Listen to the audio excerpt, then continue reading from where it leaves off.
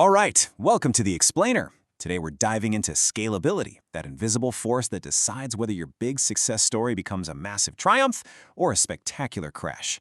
Let's get right into it. So let's kick things off with what seems like a good problem to have, but one that can turn into an absolute disaster fast. What happens when success hits you way faster than your system can possibly handle it? I want you to picture this. Your app, the thing you've poured your heart and soul into, just blows up. It goes viral. That's the dream, isn't it? Well, for your servers, that dream can turn into a total nightmare, real quick. And at first, everything's perfect. First 1,000 users sign up, you're watching the metrics climb, the team's high-fiving. It's amazing. But then you hit 10,000, and you start getting those first few messages. Hey, is this site a little slow? The pages are taking just a bit longer to load. You can feel the system starting to groan under the pressure. And before you know it, you're at 100,000 users. And those little slowdowns, they're now full-blown timeouts. People are seeing error messages pop up. The dream is, well, it's starting to look a lot like a failure. And then, bam, the dreaded 503 service unavailable. The whole system is down. Your biggest moment of success has just turned into a complete and total outage. And why? All because the architecture just wasn't ready for that growth. This, right here, is a failure of scalability. Okay, so what's the antidote to this kind of disaster? It's all about scalability. What is it really? It's about building a system that doesn't just survive growth, it actually thrives on it. It's about making sure your performance is rock solid, whether you've got 10 people using your app or 10 million. So how do you actually do that? Well, it all boils down to a fundamental choice. When you need more firepower, do you build up or do you build out? Let's break down these two core strategies. Okay, so this slide really breaks down the two paths you can take. On one side, you've got vertical scaling, or scaling up. Think of this like giving your one server a superhero upgrade. More CPU, more RAM. It gets stronger and faster. Super simple to do at first, right? But even a superhero has a limit, and if that one super server goes down, everything stops. That's your dreaded single point of failure. Now, on the other side, you've got horizontal scaling, or scaling out. This is like hiring a whole team of servers instead of just one superhero. Yeah, it's a bit more complex to manage everyone, but you can add as many as you need. And if one gets sick and goes offline, no big deal. The others just pick up the slack. That resilience is exactly why this is the go-to approach for pretty much all modern cloud systems. But scaling out isn't just about throwing more servers at the problem. You need a whole toolkit of patterns and technologies that let all those servers work together like a single, well-oiled machine. So let's open up that toolkit. All right, these are the absolute must-haves for building a system that can handle some serious growth. First up, the load balancer. I want you to think of this as your system's traffic cop. When thousands of requests are flooding in, it doesn't just let them all jam up on one server's doorstep. Nope. It stands in the middle and intelligently directs traffic, spreading the load evenly across your entire fleet. This is what prevents any one machine from getting totally overwhelmed.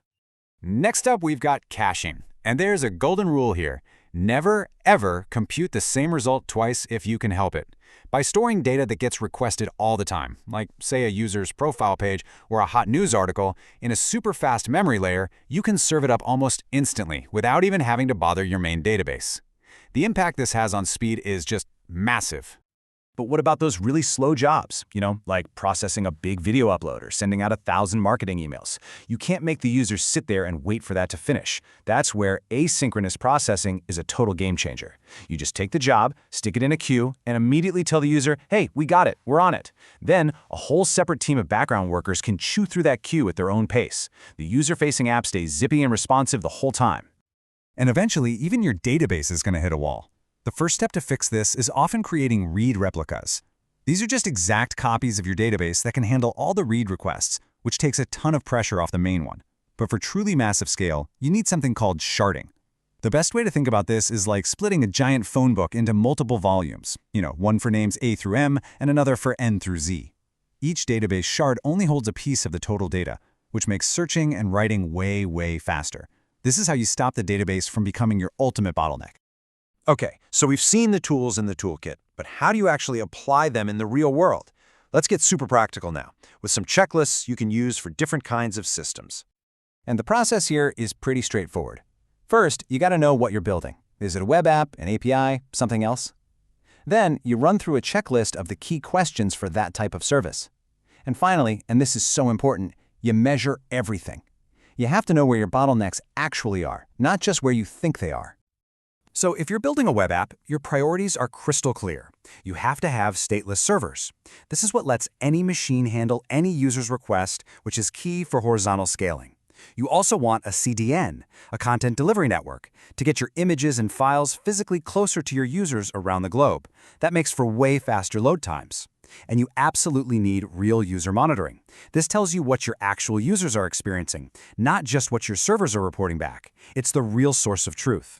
Now, for a backend API service, the focus shifts a little bit. Here, an API gateway is your best friend. It acts like a bouncer at the door, using things like rate limiting to protect your service from getting overloaded by a single client. And for APIs, you have to monitor what's called P99 latency. What's that? It means you're tracking the response time for the slowest 1% of your requests. Why on earth would you do that? Because the experience of your unluckiest users is often the very first warning sign of a much bigger, system-wide problem brewing onto the surface.